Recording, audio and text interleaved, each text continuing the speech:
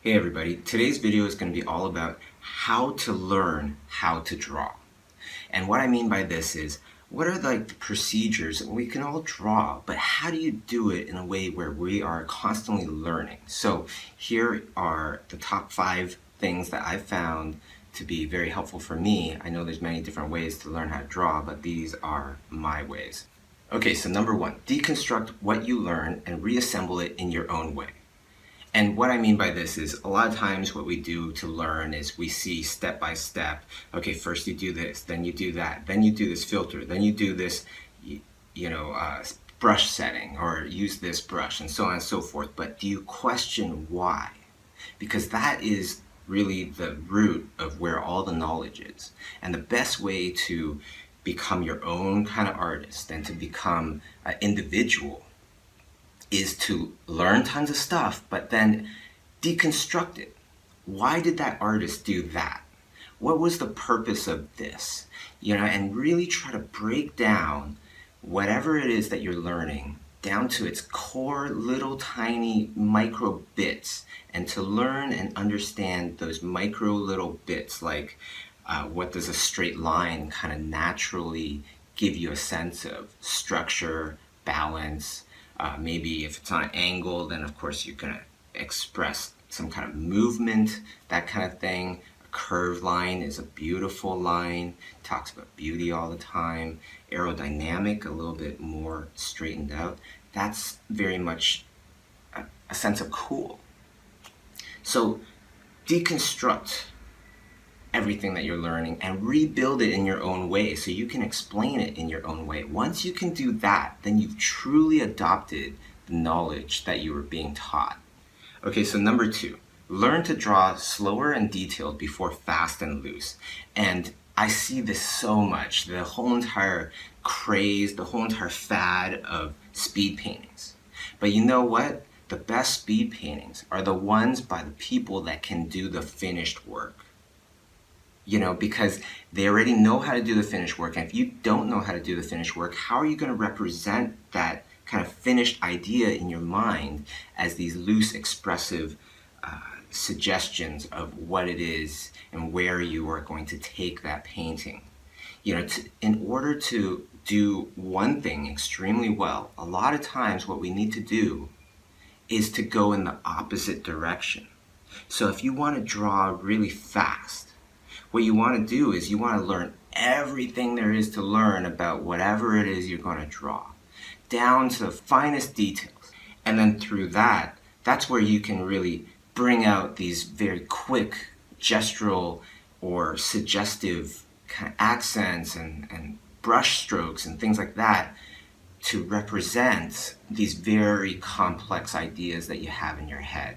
And when that happens, then you have this beautiful loose painting that is still, it feels tight and it feels quick, and it's a wonderful speed painting. The people that don't know how to actually finish something, but they do speed paintings all the time, well, guess what? The people that do know how to finish something can tell that you don't. Number 3, practice visualizing the lines before you start drawing. I've said this in many different ways throughout the years, that visualizing is actually the most powerful way to think. Everything that we learn is umbrellaed under the whole entire way of visualizing, thinking to visualize. So for example, you learn about lines. Then you start to visualize those lines, practice visualizing those lines before you draw them down. If you learn about light, you can look at a line drawing or perhaps just a blank page and try to visualize what should be there. I do this all the time, and the more you do it, the more you would strengthen your ability to visualize. But like I said, it is the most powerful way to think, I feel. And for that reason, it's one of the hardest ways to kind of concentrate and to learn and to see. Keep staring, keep visualizing really hard, and you'll get better at it. You can imagine people that are really into anatomy. What do they do when they're doing life drawing? They're trying to picture the muscles behind the skin. They're trying to visualize it. They're trying to visualize the bones behind the muscles and so on and so forth. the fat clusters, and whatever else there might be. Perhaps they're wearing clothes and you have to visualize the anatomy through the clothes. When you're drawing something like a car, you draw one wheel, you draw the other wheel, but you're visualizing the axle between the two wheels to make sure that they all line up well. In fact, when I was working on Alice in Wonderland, the very first one, I remember just kind of staring at this blank TV.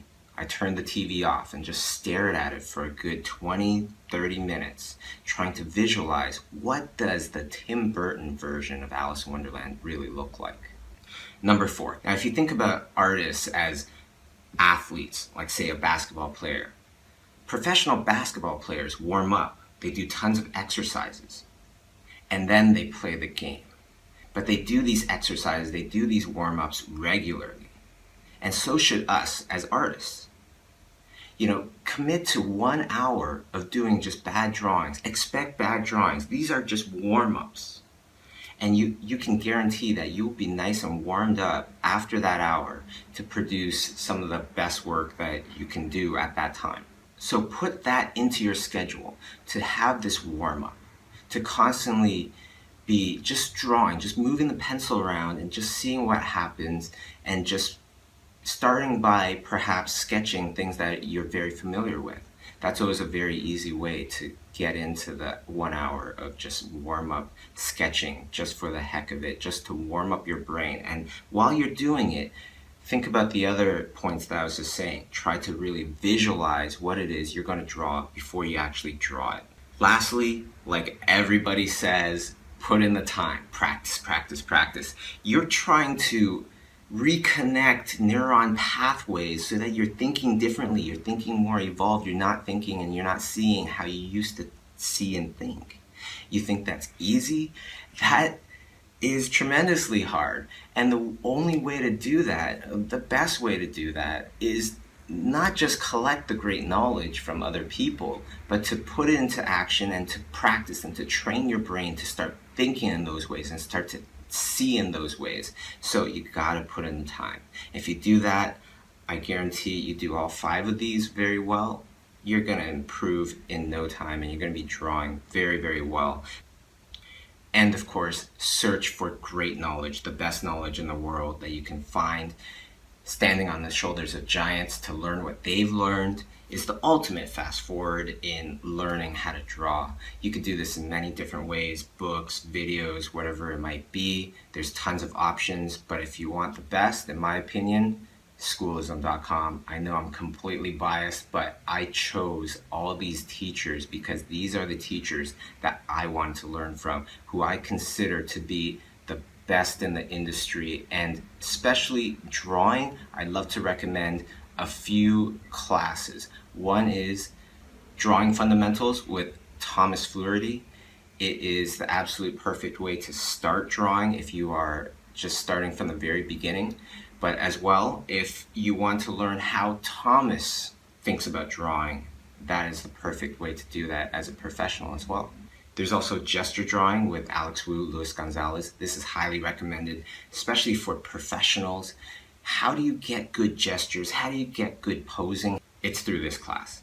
Not only have these artists worked on things like Ratatouille, Finding Dory coming out, all sorts of amazing Pixar films, but they actually taught gesture drawing at Pixar. Now that's pretty big. If you want to learn from literally the best gesture drawing teachers in the world, these are 2 of them.